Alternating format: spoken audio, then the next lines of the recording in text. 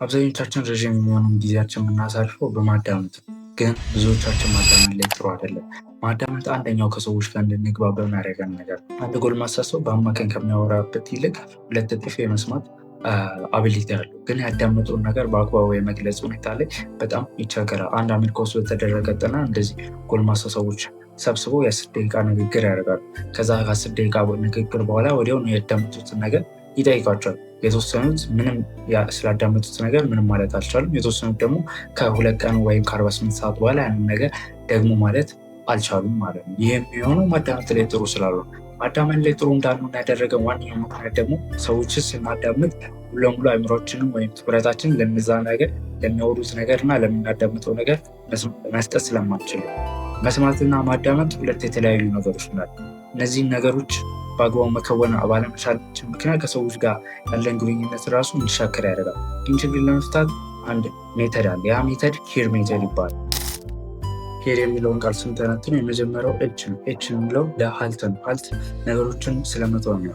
አስተውላችሁ ከሆነ አንድን ነገር ስታዳምጡ ወይም ከሰዎች ጋር ኢንጌጅ በምታደርጉበት ሰዓት ላይ ሰዎችን ከማዳመጥ በተጨማሪ የሆነ የምትሰሙት ድምፅ ይኖራል። ከኋላ የስልካችሁ ኖቲፊኬሽን ሊሆን ይችላል፣ ሙዚቃ ሊሆን ይችላል፣ አሊያም ደግሞ የሰዎች ጫጫታ ሊሆን ይችላል። ልትሰሙ ትችላላችሁ። ኢቨን ይህን ቪዲዮ ራሱ እያያችሁ ከኋላ የምትሰሙት ድምፅ ወይም የምታደርጉት ነገር ሊሆን ይችላል። ይህ በሚሆንበት ሰዓት ላይ ሰዎችን ፌሻል ኤክስፕሬሽን እና ቦዲ ላንጉዌጅ መረዳት ያቀጣቸዋል። እነዚህ 2 ነገሮች ደግሞ ሰዎች በሚያወሩበት ሰዓት ላይ እነዚያን ሰዎች በትክክል እንድንረዳ የሚያደርገን ነገር። ይህንን ነገር አጣም ማለት ደግሞ ሰዎች በትክክል አንረዳቸውን ከሰዎች ጋር ኢንጌጅ የምናደርግበት መንገድ ጥሩ አይሆንም ማለት ነው። ያንን ለማስቀረት ምንድነው ሌሎች ነገሮችን መተው፣ አእምሯችን ሙሉ ለሙሉ ለዛ ሀሳብ መስጠት ማለት ነው።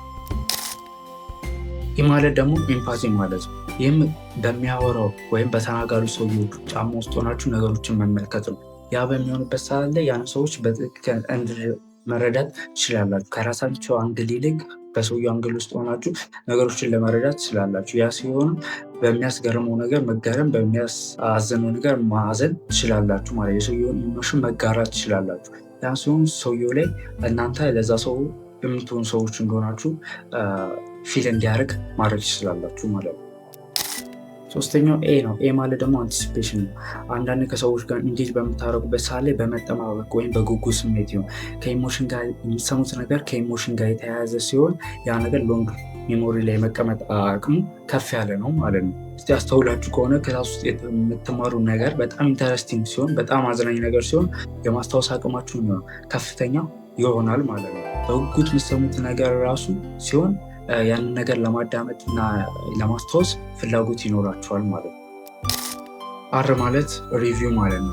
ከተናጋሪው ጋር እንጌጅ የማድረግ እድል ሲኖራችሁ በተለያዩ ስፒቾች ላይ አሊያም በትምህርት ላይ ግልጽ የሆኑ ጥያቄዎችን ጠይቁ። ከቻላችሁ ኖትም ለመያዝ ሞክሩ።